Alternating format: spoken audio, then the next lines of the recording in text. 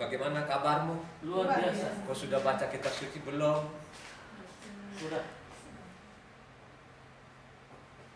Hari ini sudah sampai Kejadian 35 sampai ke 38. Jadi pasal 35 sampai ke 38 pembacaan kitab suci kita. Pembacaan dari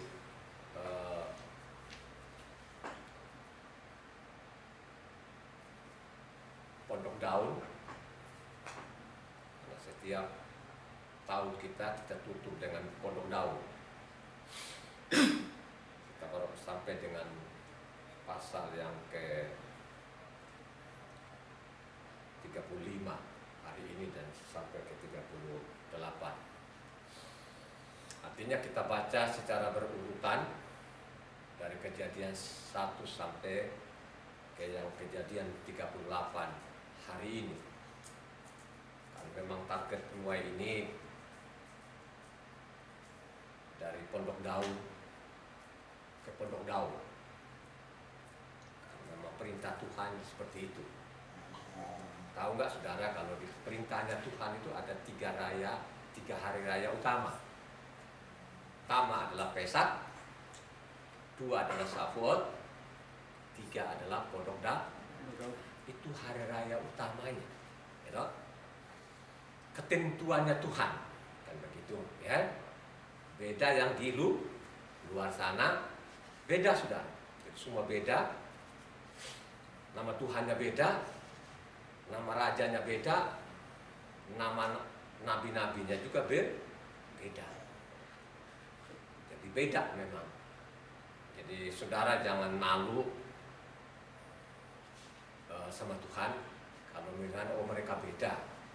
Apalagi kalau mau dikucilkan. Jadi jangan kecil hati, ya. Karena penuai ini bacanya secara berurutan. Apalagi yang ada di depan jemaat ini, saya tidak mungkin ada di sini ujuk-ujuk, kan begitu, tidak. Jadi saya baca ini berurutan dari tahun 2000 sampai saat ini sudah masuk ke 130 kali, ya.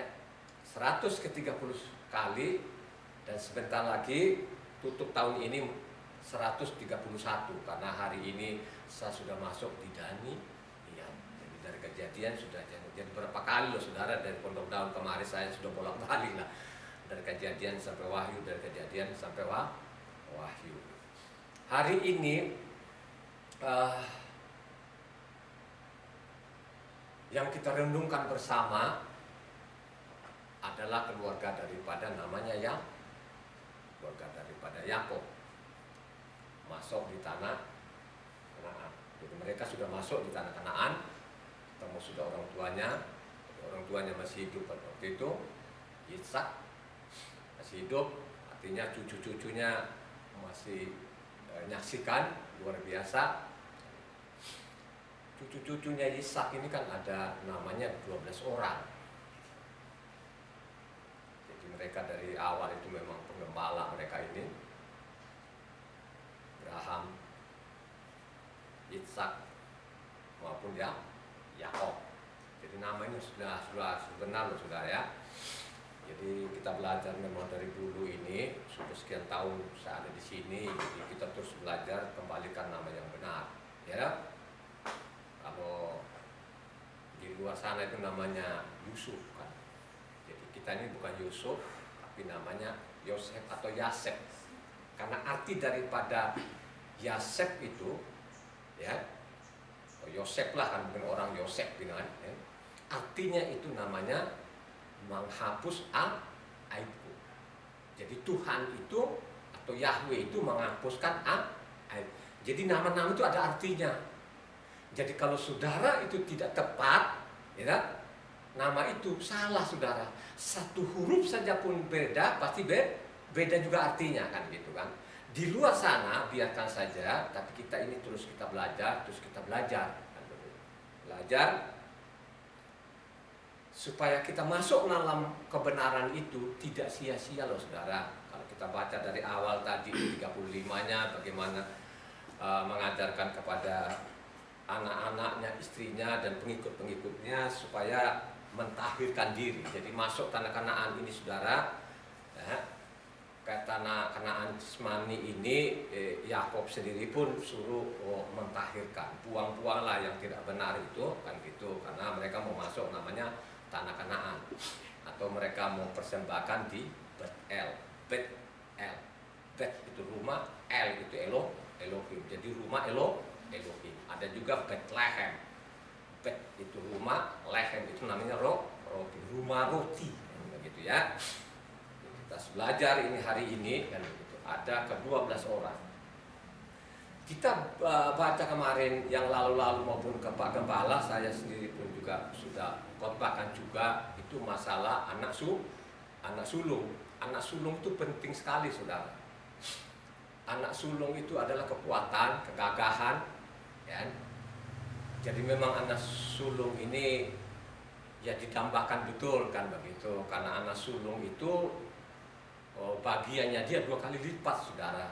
Anak sulung itu harus jadi contoh, jadi teladan, kan, jadi pembimbing kan begitu ya. Kita lihat Abraham itu kan anak sulung gitu kan, dia luar biasa, sahabatnya Tuhan gitu.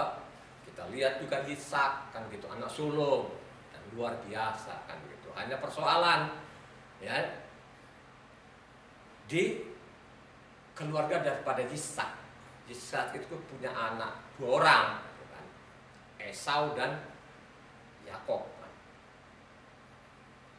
Kalau kita belajar, kita mundur ke belakang sana, bagaimana namanya Esau ini menyepelekan namanya hak kesulungannya.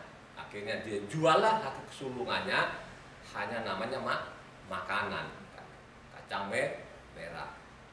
Akhirnya tanggung-tanggung benar.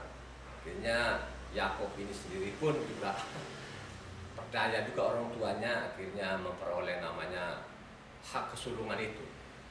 Jadi kemarin sudah saya ngomong masalah berkat itu tidak bicara namanya kekayaan materi, tapi berkat itu kekayaan surga. Jadi berkat itu adalah sukacita dan sejahtera. Berkat itu bicara juga namanya firman Tuhan, kan gitu. Kalau kita baca Ulangan 28 ada namanya berkat dan ada namanya kutuk ya. Berkat itu ikuti perintah Tuhan. Dampak daripada mengikuti perintah Tuhan itu namanya selamat, kan begitu. Menolak perintah Tuhan mati. Jadi kalau kita lihat ini, apa yang kita baca hari ini, ada kejadian yang fatal yang dilakukan oleh namanya Ruben. Ya, jadi Ruben ini tidak melihat pengalaman, ya, dari saudara bapaknya. Ya, saudara bapaknya Esau ini kan menyepelekan hak sulungannya, dijual, akhirnya dapatlah namanya Yakob. Akhirnya apa yang dilakukan oleh namanya Ruben itu fatal saudara. Ya, ini bukan salah makanan, ya, tapi ini kesenangan juga. Bayangkan ini ibu tirinya ditiduri, fatal saudara. Gitu? Fatal. Loh, kalau kita belajar dari awal sana kan apa yang dilakukan oleh namanya yang sulung-sulung ini, memang saya lihat yang sulung ini dari namanya Kain kan, dia Kain kan sulung, ya. Akhirnya kan dia bunuh adiknya namanya Habel. Ya. Tapi dia tidak pernah koreksi. You know? Dia tidak pernah koreksi lah kan begitu. Apa kesalahan namanya Kain ini kan begitu. Akhirnya kan dia bunuh adiknya. Nah, dari situlah namanya dosa generasi ke generasi sampai kepada namanya Noah. Sampai kepada Noah, selesai semua isi bumi ini mati, ya. Ada 3 anaknya Noah ini, ya. Sem, Ham dan Yafet. Sem itu baik. Ya. Sem itu luar biasa. Sem itu menurunkan namanya Abraham. Beda dengan Ham. Ya, Ham ini termasuk sekarang yang ada tanah Kanaan, Israel, itu kan mereka keturunan Ham. Mulailah dosa itu. Sampai kepada namanya Ruben. Ruben ini kan tidak lihat pengalaman, kayaknya tidurin gundik bapaknya, itu artinya mama tirinya lah kan begitu, tidur. Apa yang terjadi pada waktu namanya dia lakukan itu, jadi kewibawaan sebagai lang sulung hilang, saudara, hilang sudah. Nah pada waktu dia lakukan itu hilang sudah, hak kesulungannya dia cabut.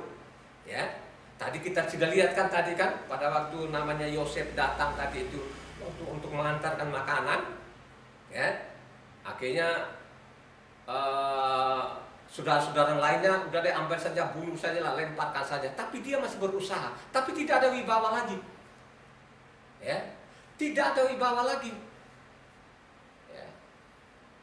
Wibawa seorang kakak itu sebagai sulung itu tadi akibat dosa. Akhirnya namanya hak kesulungannya namanya Ruben ini dicabut. Kalau kita terus masuk ke sana, terus kita baca, baru kita tahu di mana itu hak kesulungan dicabut. Coba baca Pak Rende. Ya, pasti saudara kalau baca kitab suci ini kan tidak usah baca apaan, pasti tahu di mana pasalnya. Kejadian 49.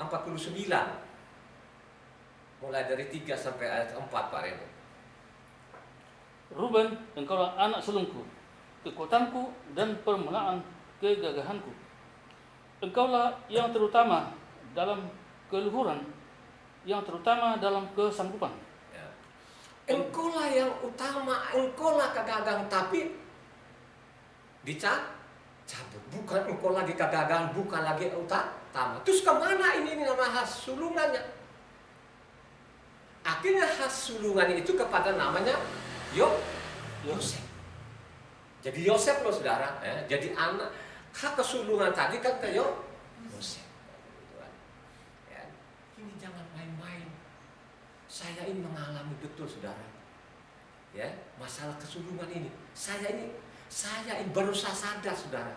Sadar pada waktu namanya Tuhan ini mengambilku untuk masuk dalam kebenaran, baru saya sadar bahwa hak kesulungan ini saya pegang, ya. Yang depan saudara ini, saya ini pegang hak kesulungan. Mirip sekali, ya, mirip sekali, mirip betul-betul, karena memang orang Sumba dengan orang Israel itu mirip, ya. Miripnya di mana? Status sosialnya orang yang Israel maupun orang Sumba itu hewan, ya. Status sosial itu hewan saudara, karena mereka tuh gembala, kan begitu. Gak ada lain, pokoknya mereka status sosial mereka itu gembala, punya hewan banyak, kan gitu. Jadi tadi kan yang digembalakan anak-anaknya Yakub tadi itu bukan domba saja, termasuk juga sapi. Di sana mungkin gak ada kerbau saudara, ya. Ada kudanya tidak terlalu banyak, tapi keledainya banyak, untanya banyak. Pasti di sana seperti itu, kan begitu. Jadi saya mau sedikit sama saudara, saya mengalami betul hak kesulungan itu ada sama saya ini bukan benar-benar terjadi. Kenapa ini ada? Kenapa hak kesulungan tadi saya dapat? Kan begitu, ya. Kalau tadi Ruben tidurin namanya ibu tirinya, cabut namanya kesulungan, tapi kakak saya tidak demikian. Ini masalah perebutan namanya hewan.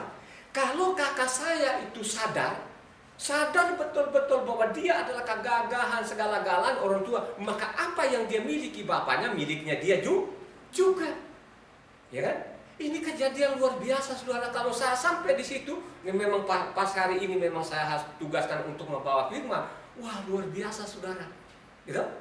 Luar biasa. Karena memang orang Sumba itu mirip sekali, ambil anak omnya sama, hewannya sama, cara menggembalanya kan saya ini gembala juga, gembala asli betulan saudara ya. Kalau mau dicari-cari Jakarta ini seperti saya nggak ada saudara, nggak ada, ya.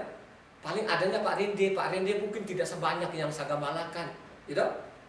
Tidak sebanyak loh. Kalau saya dulu gembala ada kerbonya, ada sapinya, ada kudanya, ya. Jadi saya tahu Kayak apa itu kerbau, kayak apa itu sapi, kayak apa itu kuda, tahu. Karena saya ini dari kecil gembala. Bukan saya gembalakan manusia. Gembala benar-benar gembala beneran. Karena saya ini keturunan raja. Ya. Zaman Belanda dulu, ada 3 nenek moyang saya. Ya. Laki-laki, 2 perempuan, kan begitu ya. Jadi ketiga laki-laki ini yang pertama, terus yang kedua ini nenek saya namanya Umbungayu zaman Belanda, kan begitu. Terus ada anaknya namanya Lesujaga. Ketiga orang ini kaya raya, saudara. Ya, kaya raya, begitu. Yang lebih kaya lagi namanya Umbungayu, nenek saya, kan begitu kan. Kalau kita lihat tadi kan namanya Ruben ini kan WK, nenek moyangnya kaya raya loh, saudara. Kaya raya mereka ini kan gitu. Saya juga ini, saya anak turunan raja beneran. Ya kalau orang Jawa paling tidak saya itu pangeran lah, saudara. Bukan sombong-sombong bener begitulah memang kan gitu kan. Ya. Akhirnya jatuhlah kesulungan, ini masalah sepele, saudara. Makanya saya bilang seorang kakak itu betul-betul harus jadi panutan, harus jadi contoh. Ya. Makanya saya sekarang ini, karena memang anakku satu-satunya Evan ini dengan anak perempuan 1, hampir siang malam, saudara. Hampir siang malam.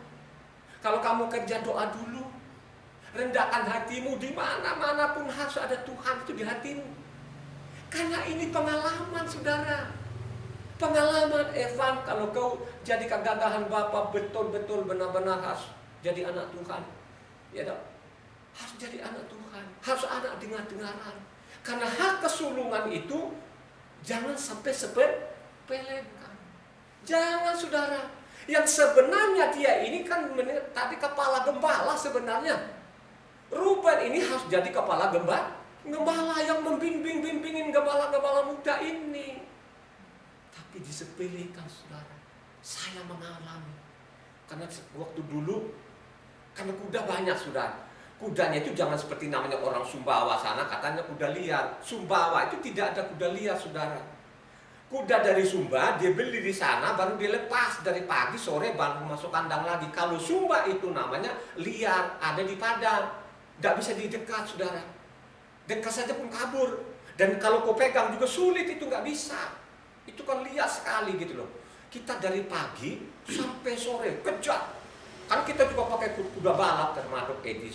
Kakak saya Edi, termasuk kakak saya tadi ini yang paling tua tadi, namanya Bungayu juga namanya ini, sama Meru sudah kenal ini jemaat, Edi juga, ya. Jadi kami berempat, ya. Jadi yang paling kejar ini 1 harian ini kan Edi ini kan memang jago betul-betul di kuda itu kan. Bukan kejar ini kan, saudara, di sana itu kan tanah yang rata. Pak Gembala kan sudah ke Sumba tuh. Itu pebukitan, turun naik kita kejar itu. Kan begitu. Akhirnya sampai sore ketemu dapat 1 jantan. Nah, ada jantan ini, jantannya warna merah.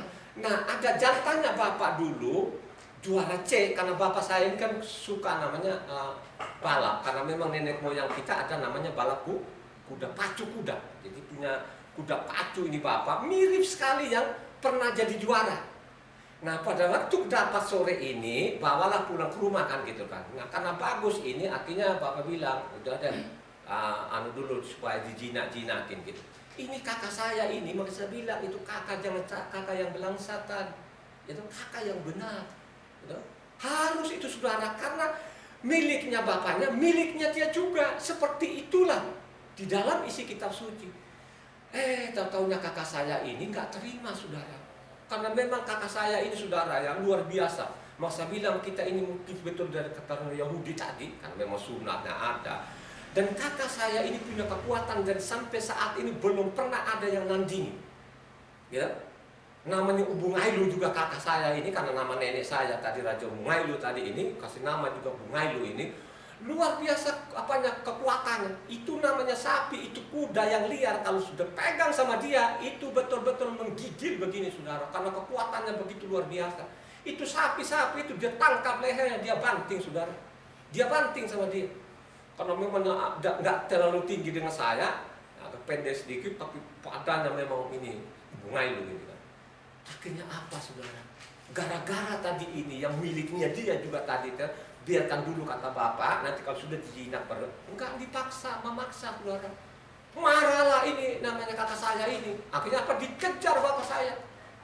Dikejarkan gitu, dia ambil batu yang tahu sendiri kekuatan kakak saya itu, pukul orang saja pun, pukul orang itu di arena tinju itu mati di tempat saudara.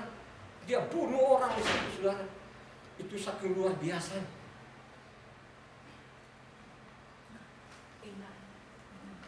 Ya, itu kakak saya itu luar biasa kekuatannya. Karena dulu di sana kan ada fight namanya, fight satu-satu itu kan, yang seperti yang nonton di TV itu. Pukul orang mati di tempat sudah.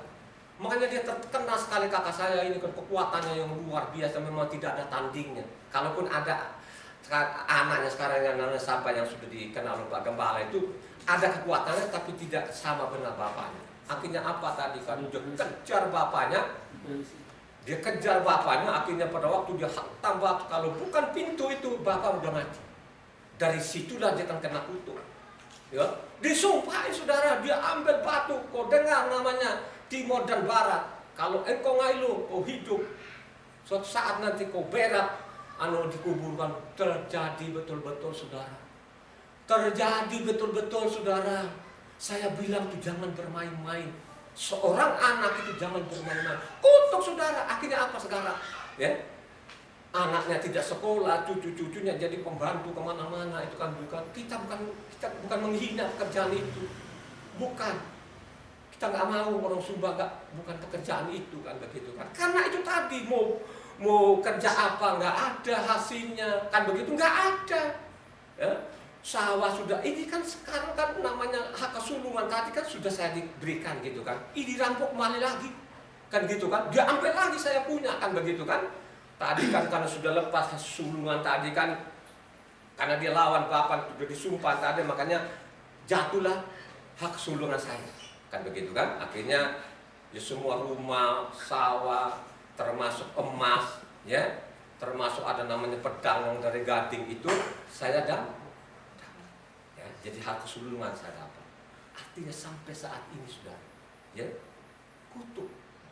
Itulah yang saya lihat ya selama ini gitu kan, sehingga anak saya terus saya ngomong, tolong Evan dengarkan baik-baik, sayangin adikmu. Jadi saya ini saudara tidak seperti namanya Yakob. Kalau kita baca tadi Yosef itu kayaknya dibedakan kan begitu ya, lihat saja pun pakaiannya dia dan lemah, tapi tidak apa saudara, pasti ada kelebihannya ya. Kalau kita baca sampai di situ, wah ini orang tua ini enggak fair gitu kan, ya berarti namanya diskriminasi namanya, tidak benar gitu. Tapi kalau baca ke selanjutnya, rupa-rupanya namanya Yosef ini dia luar biasa saudara. Ya, pada waktu tadi dia langgar namanya hak kesulungan sana, disitulah pindah wibawa daripada namanya Ruben. Pindah saudara, dengan sendirinya pindah. Akhirnya apa kalau kita baca tadi, ya? Mimpi-mimpinya tadi kan gitu kan, sebelum dia jadi Perdana Menteri sana sudah dinubuatkan. Akhirnya benar-benar terjadi kan nubuatan itu kan begitu kan. Kalau kita baca ke selanjutnya juga, kita lihat, wah benar-benar dia betul-betul wibawa saudara. Sampai saudara-saudara nunduk-nunduk. Ya, tapi dia bukan pendendam saudara. Ya. Jadi dia seorang gembala yang baik, seorang yang kakak yang baik. Ya. Kalau kita belajar namanya Yosef saudara. Makanya saya bilang sama jemaat ini, mari engkau belajar kitab suci ini. Gitu. Belajarlah kitab suci dengan benar, dengan baik saudara. Sehingga jadi engkau pengikut-pengikut Yesua ini kan bukan seperti yang di luar sana. Gitu. Di luar sana. Ya. Kalau kita baca tadi Yesaya, carilah Tuhan itu selama bisa kau ketemu, cari di mana? Cari di mana? Cari sono, cari. Kebanyakan yang saya lihat selama ini carinya dari mimbar-mimbar saudara. Tidak pernah mau orang cari di dalam isi kitab sucinya. Kalau engkau baca, kalau engkau cari di isi kitab, pasti ketemu. Kebenaran itu pasti kau ketemu saudara. Ya. Kebenaran itu mahal. Hak kesulungan itu mahal. Yesua itulah sulung. sulung dari segala-galanya, sulung kebenarannya, sulung kehidupan. Gitu. Yesua itu siapa? Jangan kita hanya ikut-ikutan. Yesua Tuhan yang batas itu. Tahu nggak Tuhan ada pasal, ada ayatnya enggak? Kan begitu. Kan? Coba kalau dia bilang namanya Yesus, kan begitu kan? Tuhan ditanya. Makanya Ibu Ana bilang saya lagi nunggu-nunggu juga itu. Yesus itu siapa? Kita tahunya nggak ada ujungnya. Ya. Kalau kita ingin bilangin Yesua itu adalah Yahweh itu sendiri, punya pasal dan punya ayatnya. Ada benang merahnya, ada mata rantainya. Kan begitu. Ya. Ya. Kita lihat saudara, apa yang terjadi. Ada ke-12 saudara ini yang seharusnya tadi ini seorang kakak Ruben ini membimbing kepada anak-anaknya, dia jadi kepala gembala yang baik, akhirnya masuk dalam perangkap iblis ini. Godaan yang luar biasa. Suka saya bilang dari dulu kan, jatuhnya laki-laki memang perempuan. Saya nggak tahu deh Bilha ini cantik atau apa, nggak tahu ya. Mungkin masih muda juga kayaknya kan begitu kan. Saya yakin juga kan termasuk genit-genit juga mungkin kan begitu loh. Ya, namanya perempuan kadang-kadang genit-genit juga. Masalah saya bilang dari dulu kan ini perempuan-perempuan yang ada namanya di penuai ini. Jangan kau tutup kepalamu, ya dong? Tutup semuanya. Karena berbahaya. Lu yang putih-putih begini, lu buka-buka sedikit, lu bikin orang nanti itu enggak perhatikan firman lagi, akhirnya lihat aja sama lo ini, ya. Jangan kau buka sana, buka sini, tutuplah yang dimenambahkan begitu kan, ya. Itu anak-anak Tuhan, saudara. Tidak demikian ini yang kita baca ini, ya. Makanya saya itu betul-betul saya merenung, baru saya sadar kan pada waktu Tuhan mengambilku itu, ya. Aku baca kitab suci ini. Waduh, baru saya sadar bahwa saya sebenarnya saya punya hak kesulungan. Coba kita lihat faktanya. Ya, faktanya saya ini kan sebenarnya saya ini 12 orang. Ya. 12 orang. 6 perempuan, 6 laki-laki, tapi yang terakhir itu tidak jadi. Katanya juga laki-laki katanya, jadi sebenarnya 6. Nah, karena dia nggak jadi tadi, saya lah yang paling bungsu. Akhirnya hak kesulungan jatuh kepada saya. Apa? Kita lihat, saudara. Ya dong? Coba kalau pulang di Sumba sana itu, kakak-kakak saya itu gak berani, saudara. Kalau sudah saya ngomong itu diam semua. Kenapa seperti itu? Ya, kenapa seperti itu? Mereka tahu betul-betul saya ini. Saya dari kecil ini terlatih, saudara. Terlatih dalam penggembalaan. Ya. Oh, saya orangnya. Saya orangnya. Ya. Apakah tidak ada kakak-kakakku yang lain? Kakakku yang lain kan dulu ya zaman kakak-kakakku namanya Ubungai maupun Lero ini kan yang tua-tua dulu kan ada namanya keponakan bapak namanya ini, Bella namanya. Dia gembala, ya. Dan keponakannya luar biasa, betul-betul rajin, betul-betul. Jadi dialah semua yang mengurus kan begitu kan. Memang tidak sekaya nenek saya, tapi bapak saya juga banyak sekali sapinya, kerbonya, kudanya kan begitu kan. Banyak sekali kan begitu kan. Ya, karena memang kita turun-temurun itu kan hewan kan begitu kan. Akhirnya jatuhlah kesulungan saya. Kenapa? Bapak itu sering sekali tidak seperti anakku yang bungsu ini. Kan begitu, ya. Sering sekali menyebut anakku yang bungsu ini. Kenapa seperti itu? Ada sesuatu yang Bapak nilai, saudara. Bukan sekadar bungsunya. Bukan, saudara. Bukan. Ada sesuatu yang dia lihat. Sehingga anak ini beda dengan yang lain. Kenapa seperti itu? Saya ini beda, saudara. Saya kalau Bapak duduk itu saya ada di sampingnya Bapak. Jadi apa yang dia kerjakan Bapak? Kita di Sumba ini kan kita nggak beli tali, saudara. Kalau di sini kan sudah ada tali-tali itu yang di toko-toko itu, nilon beli kan gitu. Di Sumba itu tidak. Jadi di Sumba kalau kita bikin tali itu kan dari pohon waru atau ada pohon-pohon yang lain lah kan gitu kan. Kita potong baru dikeringkan baru dipintal. Saya anaknya ini saya dari kecil terlatih, saudara. Jadi bikin namanya kekang kuda, saya orangnya.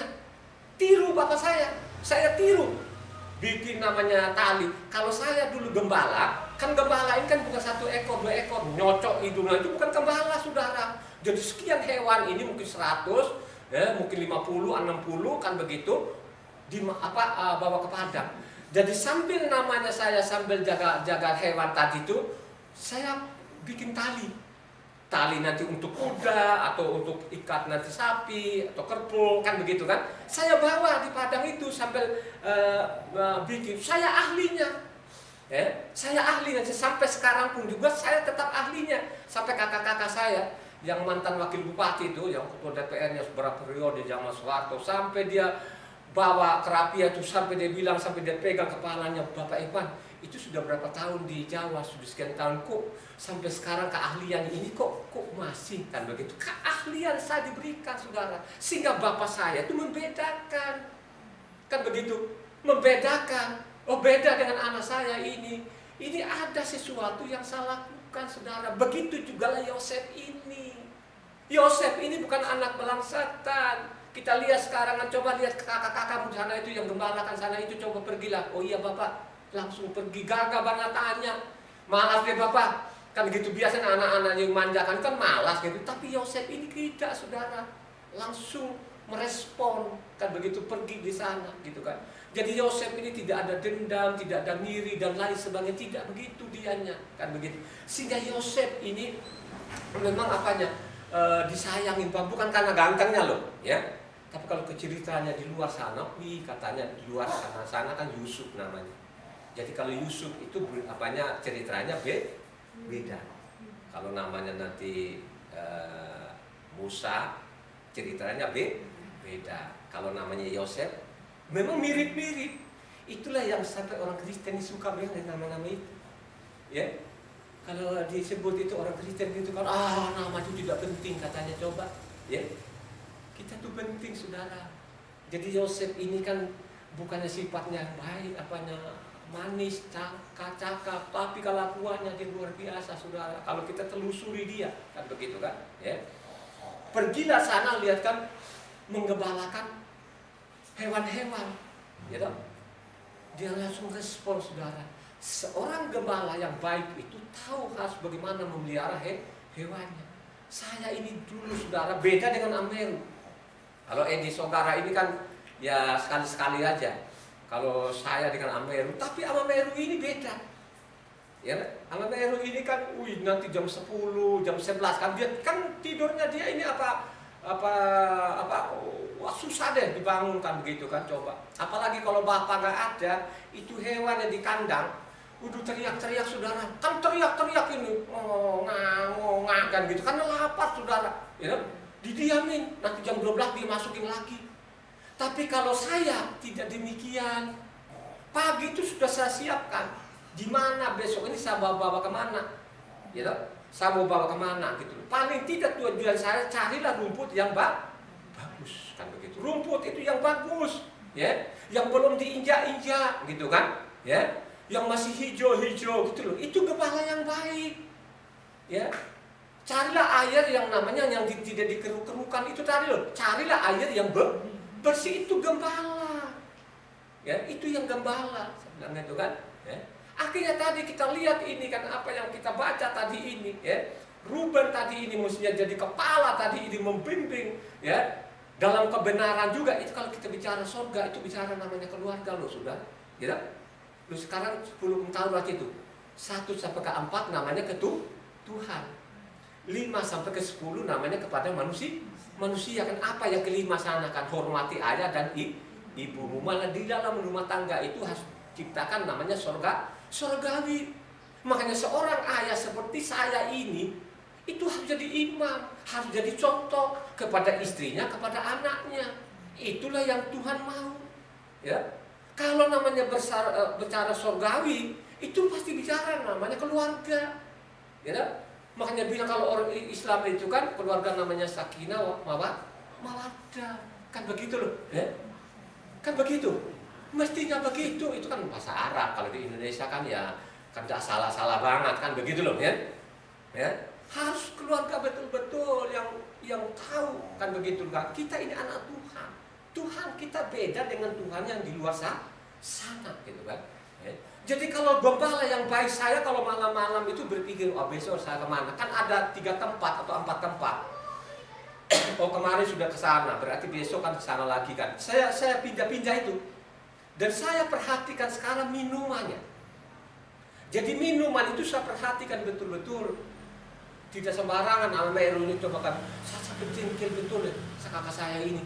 Ih, lu kasih minum ini kan yang sudah diberakin, sudah diinjak, udah butak, benar-benar butak. Kenapa lu gini? Ya. Terus kalau dia anak-anak kerbau, tahu nggak saudara? Kalau namanya kuda lahir itu sudah jadi, dia nggak usah diurus-urus. Karena memang anak kuda ini kan agak susah-susah kan, kalau dia sudah ngerti itu kan nggak bisa didekat-dekat kan, agak liar-liar kan gitu kan. Begitu juga anak sapi ini.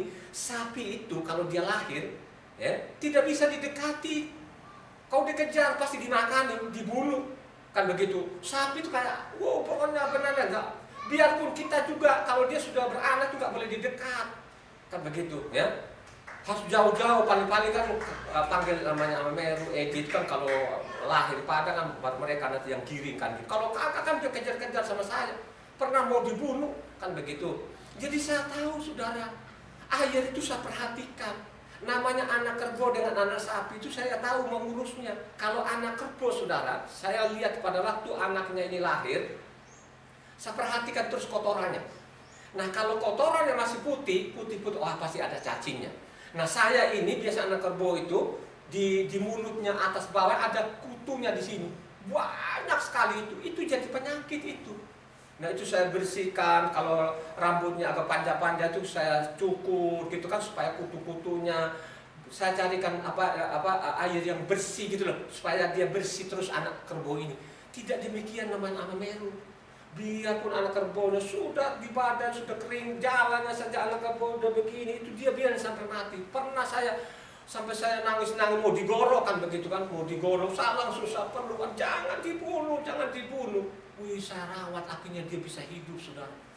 Saya tidak mau lagi itu kalau ada anak kerbau yang baru lahir saya tidak kasih kakak saya karena kakak saya ini tidak bisa. Jadi saya lah yang urus anak-anak kerbau ini supaya mereka hidup kan begitu kan. Itu saya dulu saudara. Ya. Jadi kalau saya ada di saudara ini, kalau saya kata gembala, saya merasakan gembala itu kayak apa. Beda yang dilihat oleh saudara. Ya. Apalagi yang di depan ini kan nggak pernah gembala. Paling ada Pak Rende. Pak Rende mungkin nggak puluhan, ya paling ya berapa ekor lah kan begitu kan? Gitu? Ya kan? Yang lain-lain nggak ada. Saya betul-betul saudara merasakan gembala itu. Makanya kata gembala ini harus ngerti. Kalau sekarang itu di mimbar ini saudara, dia katanya gembala.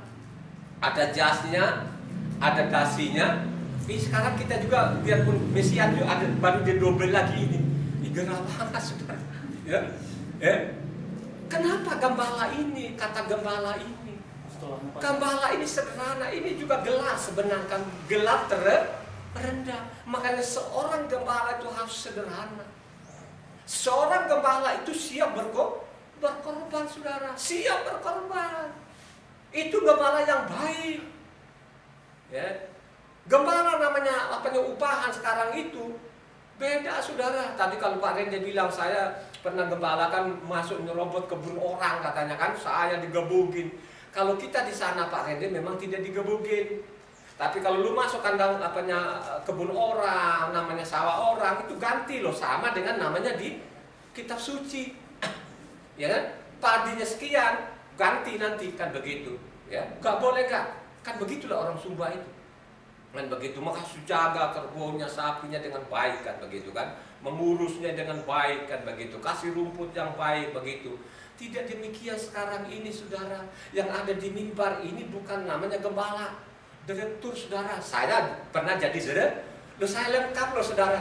Begini-begini saya ini lengkap betul. Saya pernah jadi gembala, dulu gembala rambut itu merah saudara, jarang mandi. Loh bagaimana mandi kok saudara? Jarang mandi. Misalnya mandi sore kan. Nah ini kerbau ini kadang-kadang kalau lewat namanya ada lumpuran itu kan dia masuk situ. Dia kan ngosok-ngosok badannya. Nah kan rumput itu tinggi-tinggi kan itu kan dari badannya kan nyenggol-nyenggol rumput-rumput itu. Nah kena lagi kita. Sampai tidur di rumah itu tidur dengan lumpur kering di badan saudara. Besok lagi harus gembalakan lagi. Ya. Jadi seorang gembala itu tidak... Ya, gembala itu tidak mikir sana, mikir sini, gagah saudara.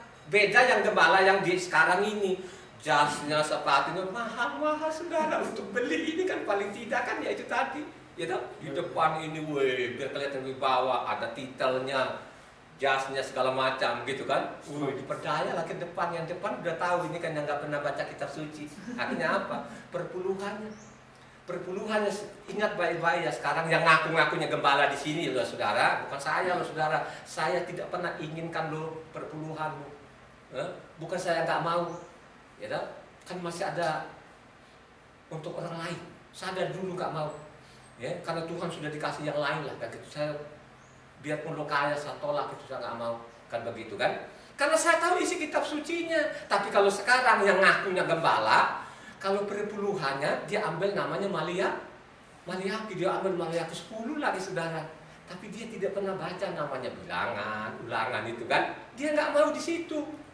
Ya kan, kalau diambil dari situ ketahuan dia untuk apa itu perpuluhannya. Makanya sekarang itu di depan ini, wis, kepala gembala. Kapan lu jadi gembala benar? Lu tahu nggak gembala itu? Ya? Jabatan gembala itu jabatan paling rendah. Saya ini jadi gembala beneran, petani beneran, kan petani beneran saudara. Saya orangnya tanah di Sumba sana. Pak Gembala kan sudah pernah ke Sumba, ya? Ini yang ada di depan saya jemaat itu, Pak Gembala, Pak Rende, Pak Ibu Ade ini kan selain Pak Deri loh kan gitu kan. Sudah. Jadi kalau saya ngomong diam semua, tahu saya ini saudara. Bukan gembala sembarangan, gembala benar. Sehingga saya ada di sini bukan sembarang gembala asal-asalan. Saya selidiki kitab suci 20 tahun, saudara. Ya, saya selidiki sehingga saya ada di sini. Saya tidak seperti orang lain di sana. Kalau namanya di sini, woi, kayaknya benar-benar saudara, rebutan. Ya.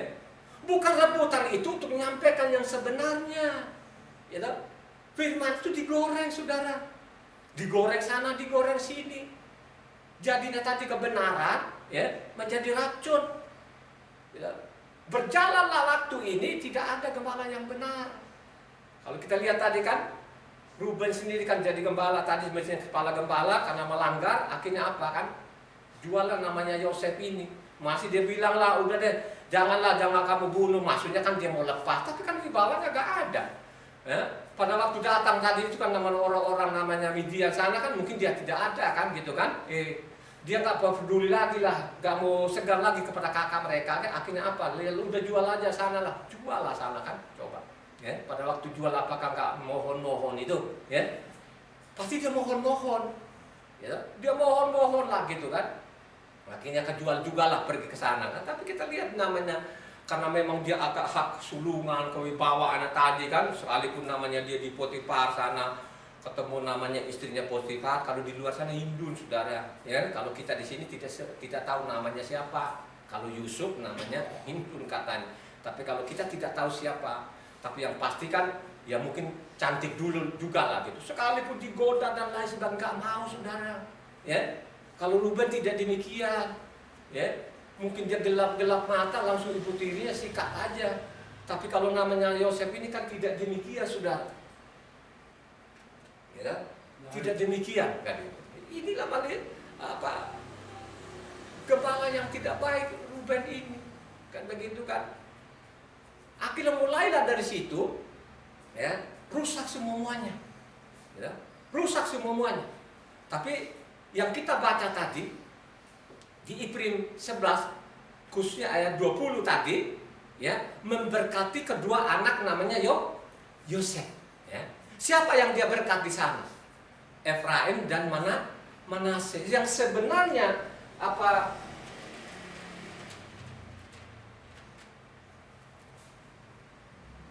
yang pertama itu adalah Manasye kan begitu ya. Tapi tangannya disilang. Tangan kanannya ke Efraim, tangan kirinya ke Manasye. Jatuhlah kesulungan lagi kepada namanya Efraim. Kan begitu ya. Kita lihat apa yang terjadi kemudian. Apakah nubuatan tadi itu hasilnya benar enggak? Luar biasa saudara. Keturunan Efraim siapa yang luar biasa? Ayo ya. Keturunan Efraim siapa yang begitu luar biasanya, tidak ada tandingnya. Siapa dia? Ada namanya Hosea bin Nun. Ya. Jadi Hosea bin Nun itu adalah keturunan Efraim. Ya.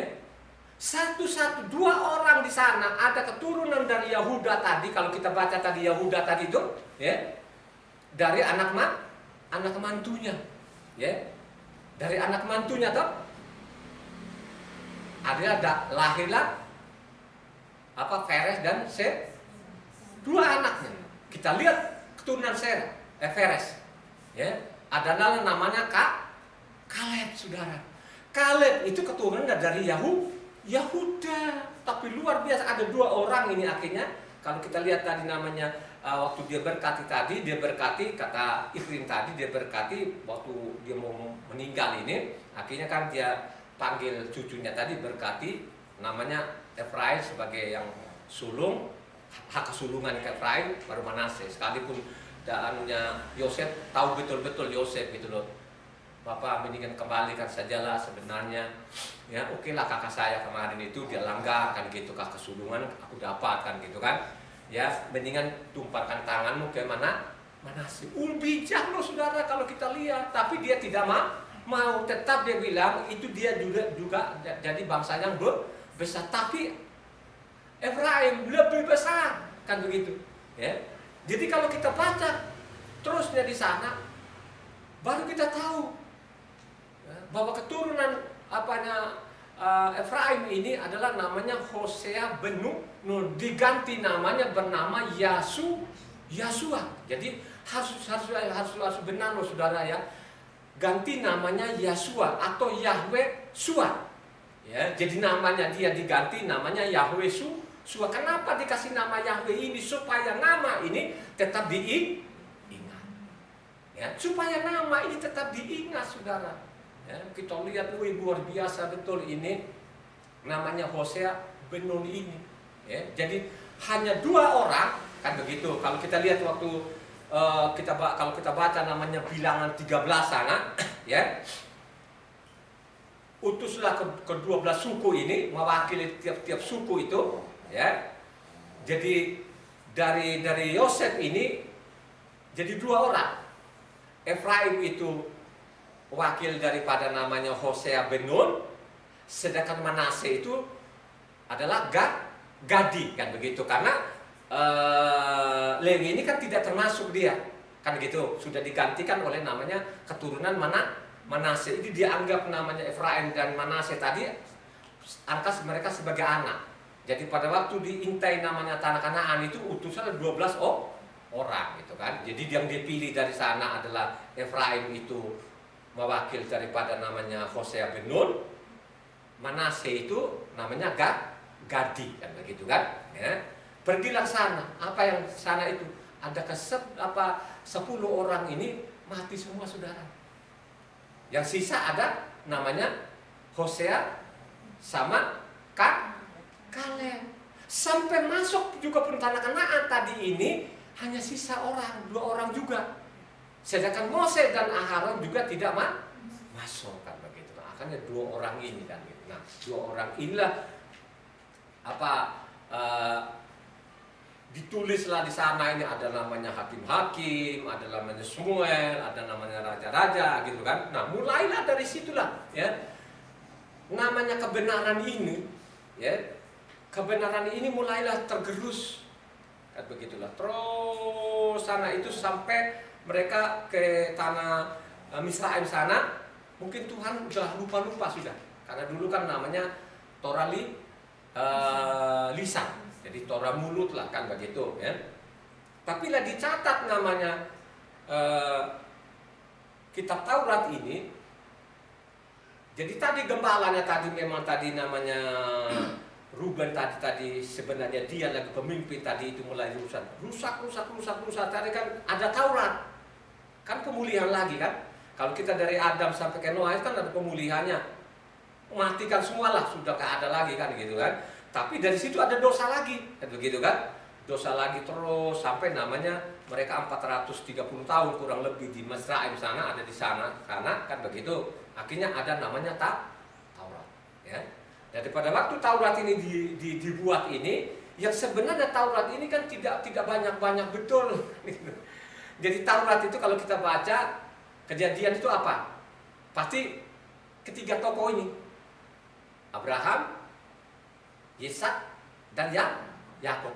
Pasti itulah yang paling banyak lah di kejadian itu gitu kan. Nah, kalau kita bicara namanya keluar sana kan kita tahu kan begitu bahwa bangsa Israel itu kan masuk lagi, kembali lagi tempat yang tadi yang mereka tinggalkan begitu kan. Baru nanti ada namanya pengangkatan imam, ya, bikin pasukan dan lain sebagainya, sampai ada ulangan sana kan, diulang nanti diwanti-wanti lah ini supaya kamu betul-betul dengan ada Taurat sekarang ini jangan sampai kamu menyimpang kan begitu. Nah, berjalanlah waktu tadi ini, ya, sesudah namanya Hosea bin Nun ini mati kan begitu, mulailah menyimpanglah sampai sekarang itu menyimpang. Jadi kata gembala ini sudah nggak ngerti, hanya satu-satunya dari Sumba karena memang saya memang gembala beneran kan begitu kan, gembala beneran. Jadi saya tahu dulu kalau disuruh di mimbar itu, ya saya mikir juga kan begitu kan, ya jangan-jangan gue khotbahi orang, ya saya sendiri nggak beres. Gue khotbahi orang kagak ngerti isi kitab sucinya. Persoalan sekarang ini kan ada orang kan gitu, khotbah dia bikin konsep begitu kan, dia bikin nanti kan dia lihat terus kan gitu. Itu hafalan saudara. Jadi dia tidak tahu yang mana yang salah dan mana benar. Nah tadi kalau kita baca namanya Yesaya tadi kan, carilah Tuhan selama bisa ditemui. Orang-orang fasik sadarlah kan gitu, orang fasik sampai sekarang itu juga nggak tahu.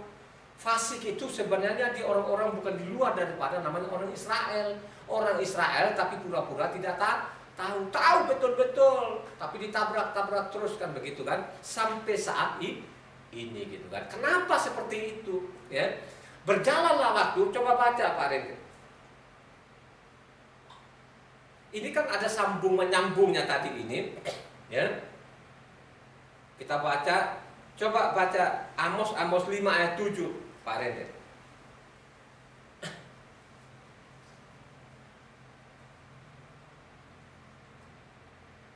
Kita lihat nanti, ini kan penggembalaan saya bilang tadi kalau masalah sorga dengan keluarga itu nggak bisa dipisahkan karena memang di 10 hukum Taurat sana kan seperti itu, ada tulisan dua loh batu. Amos 5 ayat 7. Hai kamu yang mengubah keadilan menjadi ibu dan yang mengemaskan kebenaran ke tanah. Ya kan? Menjadi ibu, menjadi racun. Ini zaman apa? Ini kan zaman raja saudara, kan begitu kan? Zaman raja-raja. Terus Pak Ren, Amos lagi, Amos 6 ayat 12 Pak. Ini perlu dicatat saudara, supaya saudara ini punya pegangan, kan begitu. Berlarikah kuda-kuda di atas bukit batu, atau dibajak orangkah laut dengan lembu? Sungguh, kamu telah mengubah keadilan menjadi racun dan hasil kebenaran menjadi ibu. Ya kan? Kamu menjadikan racun, kan begitu. Kamu menjadikan racun, ya kan gitu kan? Ya, siapa ini? Ya, ini bukan orang sembarangan, saudara. Ini sudah ada namanya Taurat. Ya. Makanya penting sekali di dalamnya kitab suci, di dalam ada namanya kitab Taurat dan kitab para nabi. Gitu? Kalau kita baca Luka 16 sana kan, orang kaya dengan orang miskin pada waktu dua-duanya mati kan, bilang, "Aduh, bos, dia bilang masih ada keluarga saya di sana, coba deh kirim orang mati." Kagak ada. Kan sudah ada namanya Taurat dan kitab para nabi. Ya? Sehingga kita tahu saudara, apakah yang kita makan ini rumput beneran atau rumput yang diinjak-injak? Apakah yang kita minum ini minum yang bersih beneran atau yang dikeruk-kerukan? Kita harus membedakan namanya air bersih dan air yang dikerukan, supaya kita tahu bagaimana caranya. Ya caranya kita ambil saja kitab suci ini, kita baca. Baca dululah kan begitu. Baca dululah gitu, pasti engkau ketemu. Nah, tapi kalau kau nggak mau, kau malas, nggak bakal ketemu saudara. Gitu? Baca terus Pak Rende. Ini kalau saya mau zaman raja-raja ini, ya, baca dulu Sefanya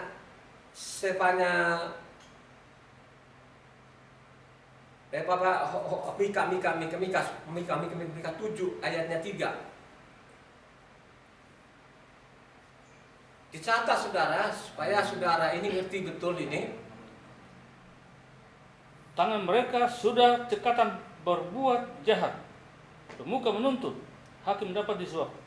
Pembesar memberi putusan sekehendaknya, dan hukum mereka putar balikkan. Hukum itu mereka putar-putar balikan. Itulah yang kita saksikan sampai saat ini, saudara.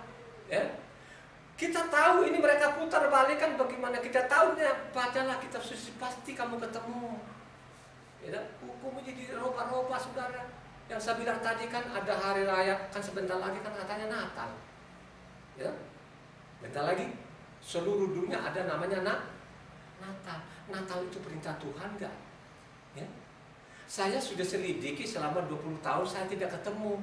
Tapi kalau di mimbar ini dipoles sedemikian rupa, dihitung-hitung sendiri nanti tanggal lahir segala macam, pinter betul-betul dari mimbar, saudara. Ingat baik-baik, saudara. Ya. Yang saya bilang tadi 3 hari raya utama itu harus perhatikan. Kalau engkau baca namanya di mana 3 hari raya utamanya, baca namanya Imamat 23.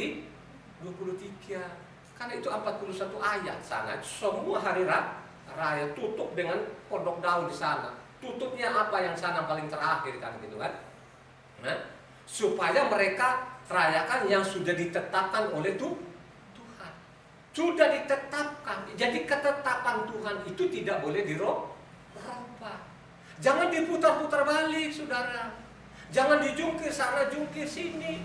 Kayak begitu, ya. Baca sebanyak 3-4 hari itu.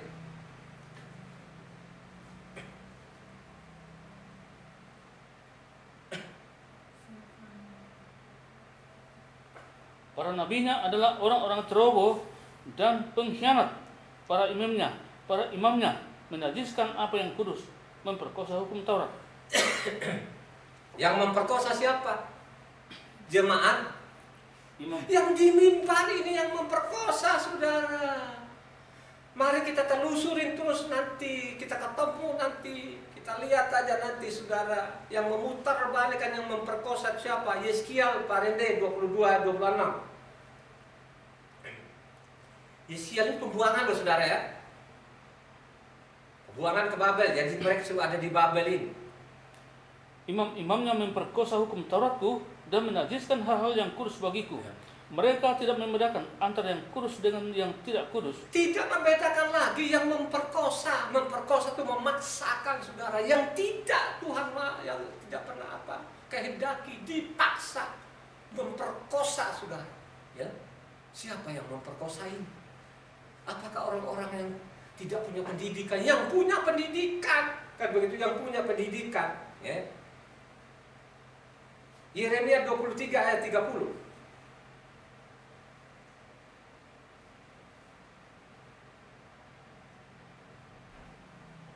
Sebab itu, sesungguhnya aku akan menjadi lawan para nabi. Demikianlah firman Yahweh yang mencuri firmanku masing-masing dari temannya. Siapa yang mencuri? Ya? Siapa yang mencuri? Yang mencuri ini kalau nggak nabinya, imamnya. Yang memperkosa ini bukan jemaah, saudara, gembalanya. Ingat baik-baik, saudara. Jadi gembala itu harus tahu. Maka saya bilang dari dulu, kalau orang di mimbar dia tahu gembala itu, dia tidak akan menyimpang. Persoalan menyimpang ini kan namanya pulus, saudara. Perebutan di sini itu ada satu gereja, saudara, sampai bunuh-bunuhan di mimbar, saudara. Sampai di mimbar itu dipegang namanya mimbar ini sampai dia peluk-peluk, saudara. Apakah mau pertahankan kebenaran? Bukan, saudara. Ya. Baru kita baca, nanti kita lihat kenapa mereka itu. Sedangkan kebenaran itu mereka tidak mau, mereka injak-injak. Mereka putar balikan, mereka perkosa itu sampai saat ini, saudara. Makanya kalau saya bicara, saudara, itu sediakan poinnya, bolpoin engkau catat, sehingga engkau pulang lagi, sehingga engkau merenung lagi, sehingga engkau tidak cari Tuhan sana kemari. Kalau engkau cari di mimbar-mimbar tidak pernah engkau ketemu Tuhan, maka dibelokkan, dimasukkan ke jurang, tidak akan masukin kamu nanti di sorga, saudara. Ini fakta yang saya ngomong. Ya. Saya ada di sini, saya tidak inginkan namanya perpuluhanmu. Gitu. Saya tidak mau. Ya. Kalau orang berebutan di sini kan paling tidak ya seperti itu. Terima tidak terima. Karena namanya tadi perpuluhan, apa yang terjadi? Kebenaran itu ditutup, kebenaran itu diinjak-injak, saudara. Akar dari segala kejahatan, kata Timotius 6 ayat 10, akar dari segala kejahatan itu namanya cinta uang. Ya, oleh memburunya orang-orang uang itu artinya mereka buang begitu aja iman mereka, tidak peduli lagi sekarang itu apakah ini benar tidak peduli. Ya, karena sinodenya sudah dipatok seperti itu. Ya, kenapa seperti itu? Karena memang tidak ada yang mau baca kitab suci ini. Ya. Kenapa? Dibaca juga, kok sepertinya tidak disingkat. Karena memang sudah dinubuatkan. Dinubuatkan namanya Yesaya namanya. Kalau saudara baca saya Yesaya 29 ayat 11, 10 dan 11, begini isinya. Ada orang, dia suruh baca, ya, tapi seperti namanya kitab ini termeterai. Ada orang membaca, coba baca Pak Ren. Yesaya 29 ayat 10 sampai 11. Sebab Yahweh telah membuat kamu tidur nyenyak, matamu yakni para nabi telah dipejamkannya, dan matamu yaitu para pelihat telah ditudunginya. Maka bagimu penglihatan dari semuanya itu seperti isi sebuah kitab yang termeterai. Apabila itu diberikan kepada orang yang tahu membaca dengan mengatakan, baiklah baca ini, maka ia akan menjawab, aku tidak dapat sebab kitab itu termeterai. Karena itu termeterai, saudara. Tapi ada, kalau lanjutkan lagi di bawah, ada orang yang suruh baca, karena memang dia tidak membaca, memang dia tidak bisa membaca.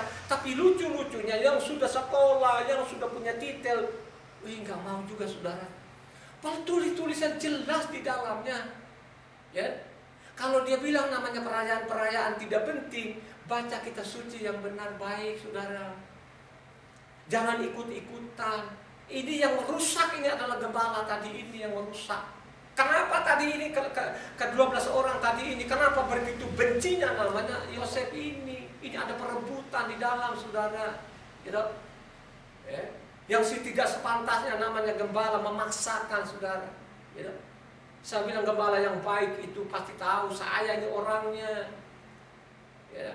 Saya ngomong di sini tidak ujuk-ujuk, saudara. Saya pelajari kitab suci siang malam ini, jadi saya tahu isi kitab sucinya. Gitu.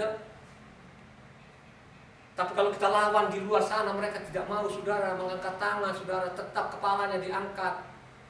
Ya, biarkan sajalah kita sama-sama tumbuh, tapi paling tidak cepat atau lambat kau mati. Saya mati dan engkau juga mati. Nah, pada waktu matinya nanti, ya, kita di mana? Kan begitu. Ya.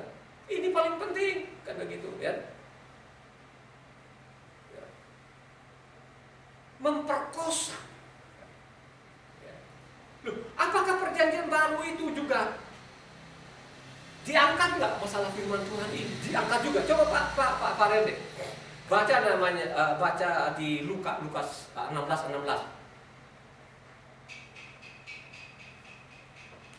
Hukum Taurat dan kitab para nabi berlaku sampai pada zaman Yakanan, dan sejak waktu itu kerajaan Elohim diberitakan, dan setiap orang yang menggagahinya berebut memasukinya. Menggagahinya, saudara, apa itu menggagahi? Sama itu memperkosa, saudara, memaksa. Ya. Menggagahi, saudara. Sama dengan Ruben ini memperkosa namanya ibu tirinya. Ya. Dia singkapkan, cabut kamu. Hak suluh sosa, cabut kamu. Cabut, saudara. Inilah yang terjadi, saudara. Saya keluar dari komunitas itu, saudara, pertarungan. Saya mengatakan dari dulu, nama Taranya jangan kamu ketawain, sudah bilang gitu. Jangan ketawain namanya Tarawatu ini. Di tanah tempat saya, aku khusus suku saya namanya Tarawatu, ini sangat dihormati, saudara. Gitu? Karena saya punya keturunan, ini keturunan namanya Tarawatu awal ini, sebelum Hubungaidul ini kan ada namanya Tarawatu ini, dia luar biasa. Dia lebih mungkin dari sekian manusia kan begitu, sehingga nama ini benar-benar di sana itu disegani. Nah, sampai-sampai bilang ada orang Cina dari Surabaya itu untuk mengambil nama ini, dia pesta besar-besaran saudara, untuk dia pakai namanya Tarawatu ini. Ya. Apalagi saya ini keturunan. Ya. Saya biasa nantang keluarga saya, kucilkan saya, meninggal kucilkan saya di bumi daripada saya di sorga dikucilkan. Saya ngomong itu berdasarkan namanya kebenaran. Saya ngomong itu berdasarkan pasal, ada ayatnya. Ya kan? Sudah lama sekali ini diperkosa, diputar balikan namanya kebenaran Tuhan, dijungkir balikan. Ya kan? Yang dikatakan di sana, kalau kita baca namanya tadi Luka 16:16 sana, siapa yang dikatakan menggagah? Ini anaknya. Siapa anaknya? Orang Israel. Zaman Yosua itu tidak bilang, gak usah kau ke bangsa lain, pergi cari domba-domba Israel ini, yang tidak ada gembalanya. Ya. Tidak ada gembalanya. Kan begitu. Ya. Apakah ini sudah ditulis dalam kitab suci? Sudah. Kan begitu kan? Ya. Supaya gembala-gembala yang baik. Ya. Supaya gembala-gembala pelajari namanya kitab suci ini. Kalau engkau baca sana Ulangan 5 di sana, kitab suci ini harus dipelajari. Jangan kau diamkan saja kitab suci ini. Ya. Jangan bilang namanya sudah imam-imam ini kan sudah mereka berkuasa, ya kan gitu kan. Terus mereka abaikan tidak mau belajar. Padahal di dalam kitab suci itu supaya imam-imam ini pelajari kitab suci. Tapi berjalanlah waktu, apa yang terjadi saudara? Ya, kalau kita lihat sana, coba baca Pak Randy. Baca namanya 2 Raja 22 sana ayatnya 13 Pak Randy.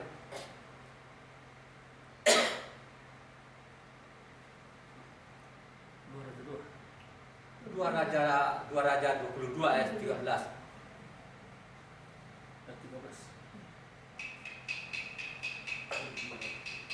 Pergilah, mintalah petunjuk Yahweh bagiku, bagi rakyat dan bagi seluruh Yahuda tentang perkataan kitab yang ditemukan ini.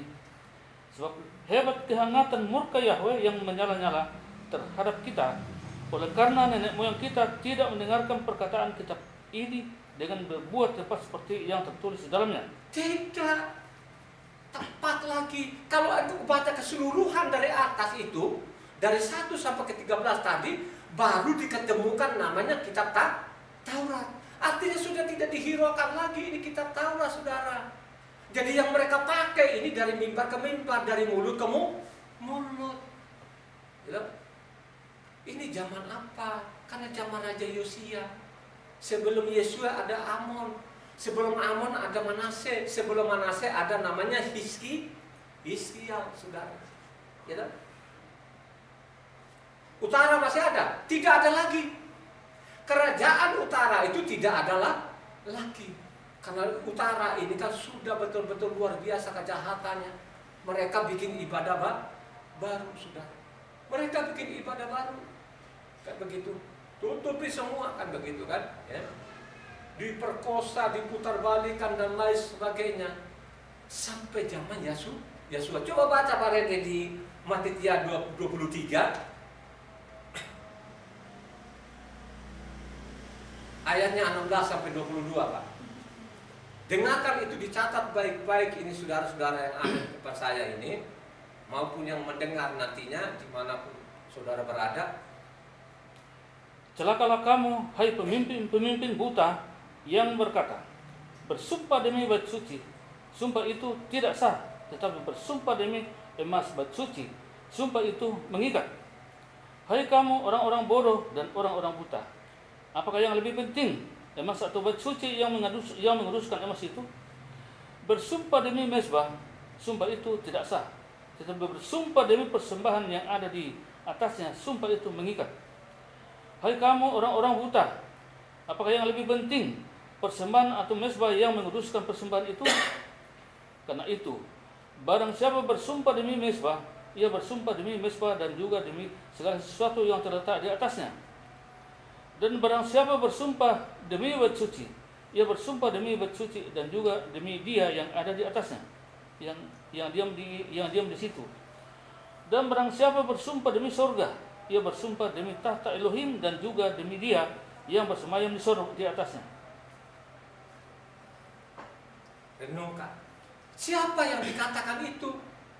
Itu orang-orang jemaat biasa. Ini termasuk imam-imam, termasuk ini gembala-gembala yang ada di mimbar, saudara. Gitu? Yang ada di mimbar sekarang, yang bukan orang Israel sekarang itu tidak mau ambil dari bilangan, tidak mau ambil ulangan, namanya perpuluhan, ambillah namanya Meliaki sana, apalagi Meliaki 10, saudara. Masa bilang kalau saya mendengar kaulah, saya bukan perampok, saya bukan mencuri, tapi kau perampok. Coba kalau kau jelaskan betul-betul, tidak ada, nggak ada kita ini yang tidak yang susah, gitu. Makanya saya bilang tadi namanya Bethlehem itu apa? Itu rumah roti namanya. Disediakan semua Tuhan, semua disediakan. Bukan dia bawa namanya tanah Kanaan, ini tanah kering yang penuh susu madunya. Kenapa kering itu sampai ada orang mati, sampai ada yang makan anaknya karena ulah mereka ini, karena mereka menginjak kebenaran ini. Yang memutar balikan sampai saat ini, saudara, yang dilakukan Israel itu sudah parah, apalagi namanya bangsa-bangsa Goim ini lebih parah lagi, saudara, lebih parah lagi, ya, lebih parah lagi, karena memang sudah dinubuatkan sana. Kalau engkau baca Mazmur namanya 147, Pak Rende, ini sudah dinubuatkan juga. Ya, oleh karena itulah kita ini orang beriman, rendahkan hatimu, engkau baca kitab suci ini, rajinlah namanya berdoa, rajinlah bersekutu ini, supaya engkau memiliki pengetahuan akan kebenaran itu. Mazmur 147 ayatnya 19-20. Ia memberitakan firman-Nya kepada Yakub, ketetapan-ketetapannya dan hukum-hukumnya kepada Israel. Ia tidak berbuat demikian kepada segala bangsa, dan hukum-hukumnya tidak mereka kenal. Haleluya.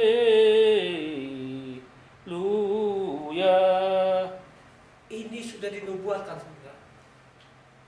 Taurat itu diberikanlah kepada bangsa, tidak demikian kepada bangsa-bangsa ini. Mereka tidak mengenal hukum. Hukum yang dimaksud itu apa? Sehingga saya bilang dari dulu, namanya sabatnya jangan main-main.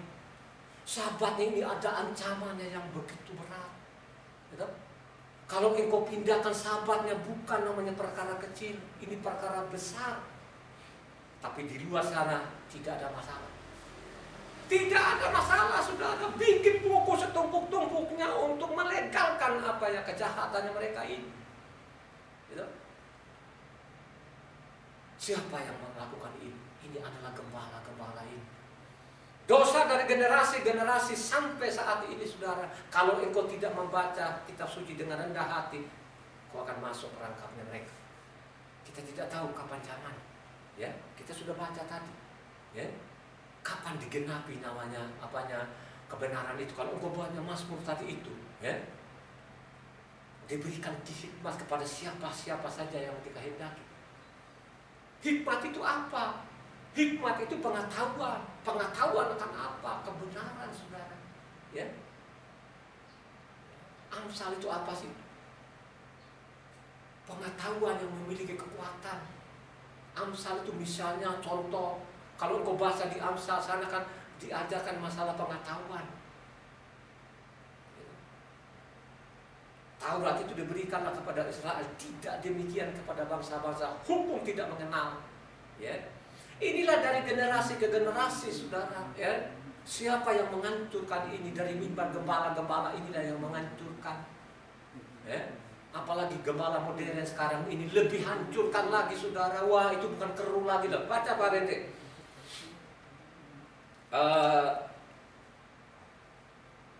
Yeskiel 34. Ayatnya 10 loncat ke 16, baru 18 sampai ke 22. Tapi saudara mestinya baca keseluruhannya, itu namanya Yeskiel itu, ya. Yeskiel 34 itu memang harus dibaca lengkap. Tapi ambil dari ayat 10 aja Pak Rene.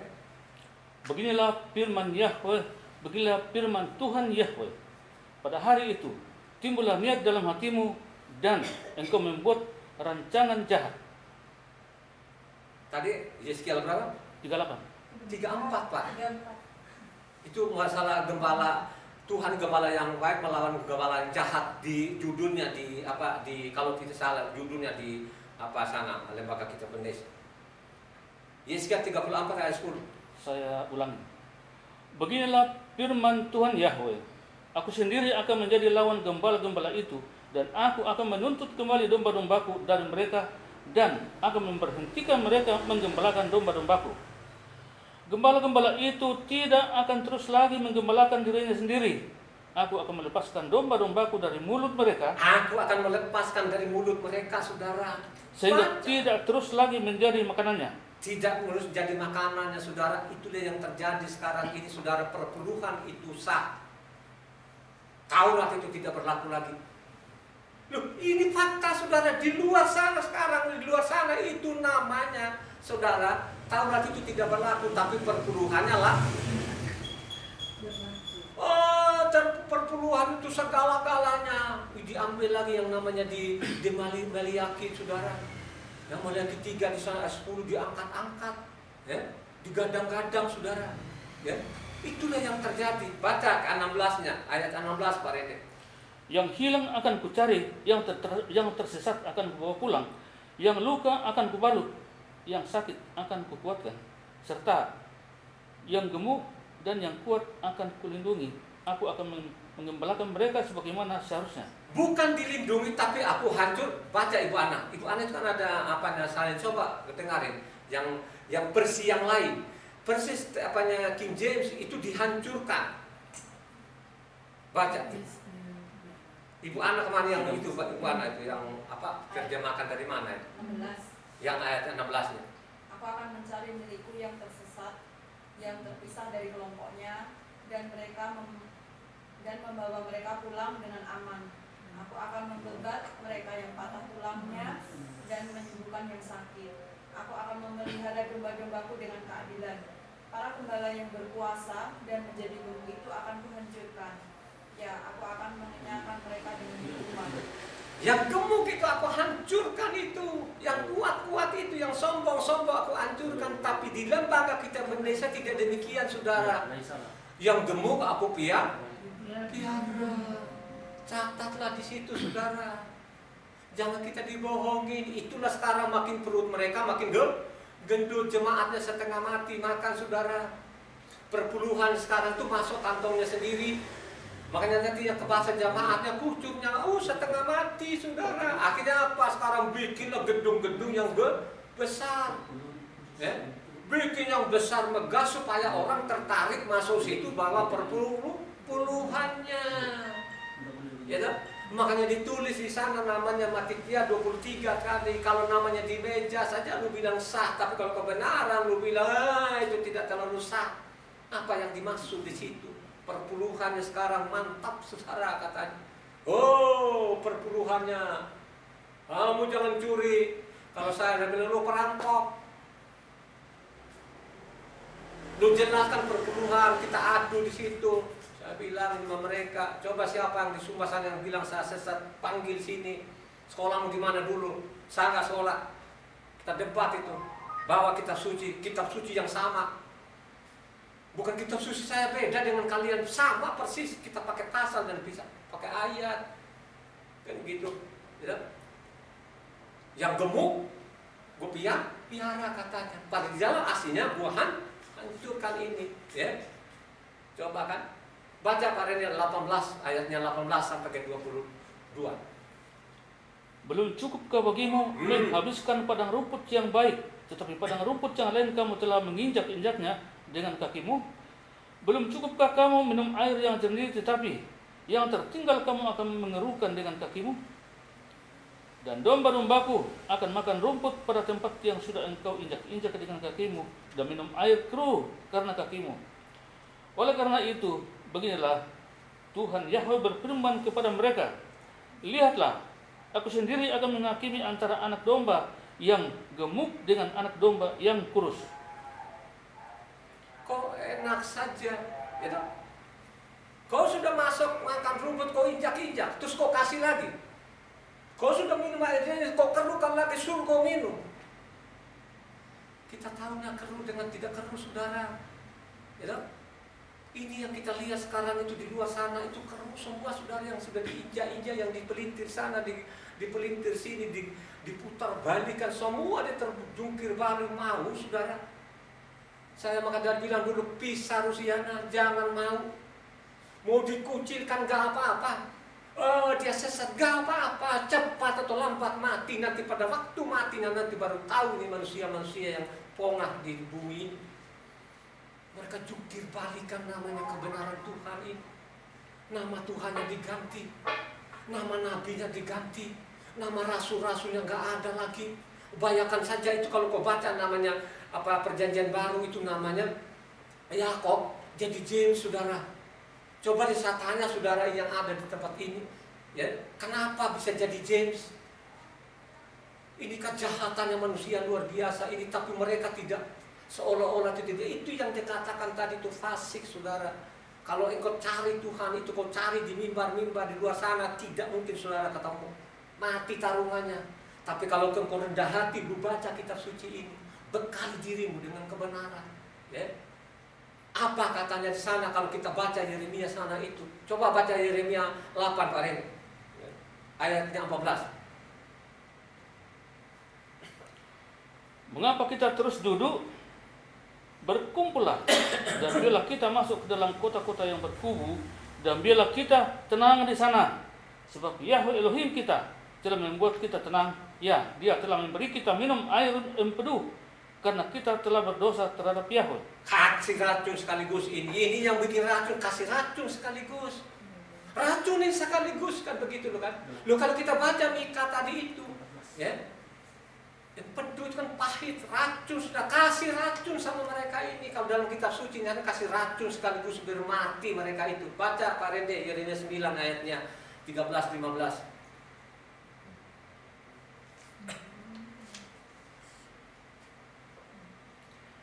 Dan Yahweh berfirman, oleh karena mereka telah meninggalkan Torahku yang telah aku tempatkan di hadapan mereka, dan mereka tidak mentaati suaraku dan tidak berjalan di dalamnya, melainkan telah berjalan mengikuti kekerasan hatinya sendiri, serta mengikuti Baal yang telah leluhur mereka ajarkan kepadanya.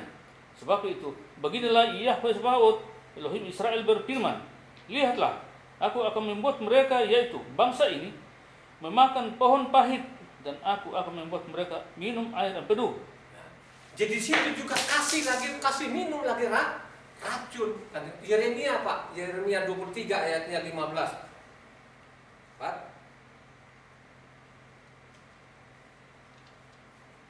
Beginilah Yahweh Sebaot berfirman mengenai para nabi itu. Lihatlah, aku akan membuat mereka makan pohon pahit dan membuat mereka minum air empedu, karena dari nabi-nabi Yerusalem telah menyebar kefasikan ke seluruh negeri.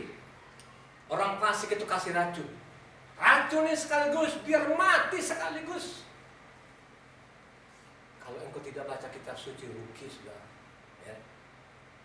Perhatikan baik-baik loh. Setiap saya ngomong sediakan berbaik, catatlah ini. Tidak gampang saudara. Ya. Membaca kitab suci itu saya bilang sulit, kan begitu kan. Ya. Kita tahu ini apa racun, tidak racun. Bagaimana kita tahunya? Ya. Sekarang banyak orang katanya, banyak orang bilang, oh saya penuh Roh Kudus. Gitu? Ada yang bilang toto tata. Ada bilang, waduh silapa lapa. Itu dia kepenuhan roh. Saya dari dulu saya sudah tantang memang seperti itu. Bukan begitu. Tidak demikian. Kan begitu. Tidak demikian. Ya. Yang penuh Roh Kudus itu pasti arahnya namanya kebenaran. Baca Pak Rene. Yesaya 30 ayatnya 1. Sedikit lagi ya saudara ya. Kan tidak kemana-mana ini. Celakalah bagi anak-anak para pemberontak, firman Yahweh, yang membuat rancangan tetapi bukan dari aku, dan yang mencurahkan persembahan curahan tetapi bukan dari Rohku, sehingga dosa demi dosa bertambah. Ya. Itu baca lembaga kitab Indonesia atau bukan? ILT. Hah? ILT. Ya, kalau lembaga kitab Indonesia kan kalau saya mau baca memang dorongan Roh Kudus kan begitu, ya. Coba baca apanya itu lembaga kitab Indonesia, coba baca. Celakalah anak-anak pemberontak, demikianlah firman Yahweh, yang melaksanakan suatu rancangan yang bukan daripadaku, yang memasuki suatu persekutuan yang bukan oleh dorongan Rohku. Yang bukan dari dorongan Rohku. Kalau dia sudah masuk namanya dorongan Roh Kudus, pasti kelihatan ini orang-orang benar atau tidak. Baca Yeskiel Pak Rende 11 ayatnya 19-20. Supaya diberurut ini saudara. Ya. Yeskiel 11 ayatnya 19-20. Aku akan memberikan mereka hati yang lain dan roh yang baru di dalam batin mereka. Juga aku akan menjauhkan dari tubuh mereka hati yang keras dan memberikan mereka hati yang taat, supaya mereka hidup menurut segala ketetapanku dan peraturan-peraturanku dengan setia. Maka mereka akan menjadi umatku dan aku akan menjadi Elohim mereka. Tandanya, kalau benar-benar engkau itu dipenuhi Roh Kudus, ada dorongan Roh Kudus, pasti lu masuk kebenaran. Tandanya seperti itu. Pasti engkau nurut semua perintah-perintahnya, engkau nurut. Disuruh sahabat, pasti lu sahabat. Disuruh pondok tahu, lu tidak akan tolak. Karena itu perintahnya, itu fungsinya Roh Kudus kan begitu. Menuntun orang itu supaya benar-benar ikuti perintah, itu namanya penuh Roh Kudus. Yeskiel 36 Pak Rende ayat 27.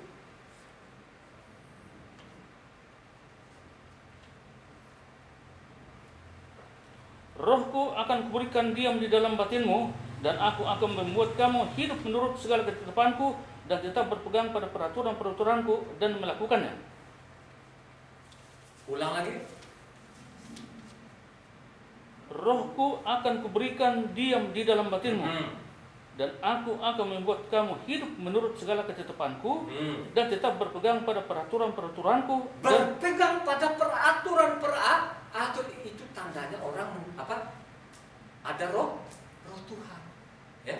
Jadi ngakunya roh Tuhan, tapi kau tolak semua perintah-perintah itu omong kosong. Ya. Itu namanya ajaran palsu. Itu namanya imam-imam palsu. Itu namanya nabi-nabi palsu yang memperkosa tadi namanya kebenaran. Yang memutar balikan, yang jadi kebenaran menjadi racun tadi. Lu banyak kan sekarang kan kena racun, saudara. Ada yang kena mati masih muda, ada yang celaka. Wih, kalau dia mimbarin katanya sudah ada di pangkuan bapak, masa bapaknya suruh anaknya mati sia-sia begitu, suruh ke pangkuan bapak kan begitu kan. Kalau kita baca lagi 2 Korintus 3 ayat 17, apa yang dikatakan sana itu? Coba baca Pak Rede. 2 Korintus 3 ayatnya 17. Sebab Tuhan adalah roh, dan di mana ada roh Elohim, di situ ada kemerdekaan. Di mana ada roh Tuhan, di situ ada kebenaran. Di mana ada roh Tuhan, di situ ada kedamaian, ada sukacita, ada kebenaran. Ya? Kan begitu. Makanya di sana kalau kebaca 2 Kepas 1 Pak Rende ayatnya 20-21. Tutup. 2 Kepas 1 ayatnya 20-21. Yang terutama harus kamu ketahui ialah bahwa nubuat-nubuat dalam kitab suci tidak boleh ditafsirkan menurut kehendak sendiri, sebab tidak pernah nubuat dihasilkan oleh kehendak manusia, tetapi oleh dorongan Roh Kudus orang-orang berbicara atas nama Elohim. Oleh dorongan Roh Kudus, saudara, harus kita membedakan. Kalau kamu benar, saya bilang kata firman di dalam, orang benar itu prakteknya. Kalau kau baca di sana kan namanya Ulangan, namanya 6 ayatnya 25 sana. Kalau engkau jadi benar, harus ikuti perintahnya. Itu orang benar, itu yang penuh Roh Kudus. Ya? Itu yang memperoleh dorongan Roh Kudus. Itu gembala yang baik, saudara. Gembala yang kita lihat sekarang ini. Ini gembala dosa generasi ke generasi itu yang digadang-gadang sekarang itu. Makanya kalau engkau tidak berusaha sungguh-sungguh ini, ya sulit, saudara. Ya. Tadi kan dia bilang kan, Yakob tadi kan, masuk sebentar lagi kita masuk di sana kan, tanggalkan semualah yang tidak berkenan kepada Tuhan itu kan, takhirkan dirimu dan segala macam kan begitu. Apa yang dia maksud itu? Semua yang menyesatkan itu kita nggak mau, saudara. Mari kita belajar kitab suci dengan benar, dengan baik itu. Syukurlah namanya keluar ini dia berusaha betul-betul, saudara, kembalikan nama Tuhan yang benar, nama-nama orang. Coba bayangkan saja nama-nama orang diganti semua di dalam, tidak merasa berdosa. Hari rayanya diganti, tidak merasa berdosa. Nama Tuhannya diganti, tidak merasa berdosa.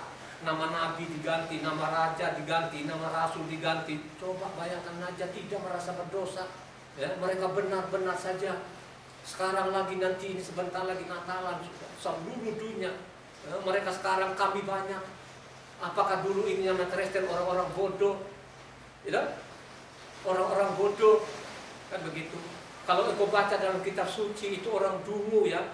Kalau dia bilang namanya apa, Hiob 11 ayat 12 ini, kalau ada orang dungu itu yang sampai memahami apa firman Tuhan itu keledai itu menjadi anak manusia. Coba baca Pak Rene.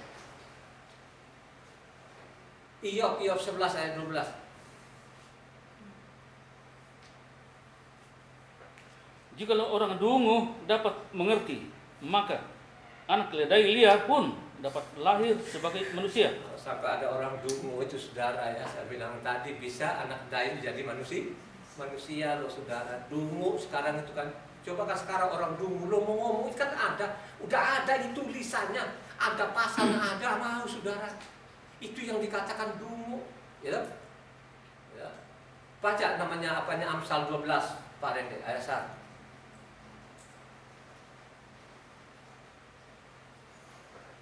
Siapa mencintai didikan, mencintai pengetahuan, tetapi siapa membenci teguran adalah dungu. Itu kalau ditegur, kasih tahu, ya nggak terima, itu namanya dungu. Dungu itu apa, saudara? Kalau orang Jawa bilang pokok, ya. Jadi bapaknya bodoh itu namanya dungu. Kalau Rocky Gerung itu kan semua orang dibilang dungu, ya. Ini dungu ini kan begitu kan, ya.